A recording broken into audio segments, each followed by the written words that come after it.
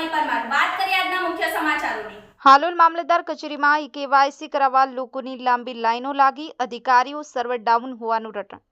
હાલોલ મામલતદાર કચેરીએ server down હોવાના કારણે અરજદારોની કેવાયસી કરાવવા માટે લાંબી કતારો લાગી છે।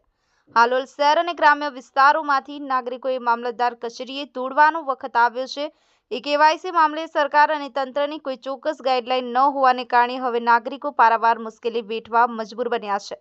ત્યારે હાલોલ મામલતદાર કચેરી ખાતે રેશન કાર્ડમાં કેવાયસી કરાવવા માટે અરજદારો સવારથી લાઈનો લાગી છે। ત્યારે સર્વર ડાઉન હોવાને કારણે બાળકો, મહિલાઓ, વૃદ્ધ સહિતના અરજદારો કલાકો સુધી લાઈનોમાં ઊભા રહેવા મજબૂર બન્યા છે।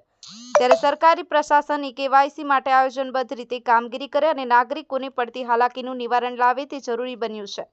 સરકાર દ્વારા રેશન કાર્ડ ધારકોને કેવાયસી ફરજિયાત કરી દેવાયું છે, જેના કારણે હવે અરજદારો મુશ્કેલીમાં મુકાયા છે।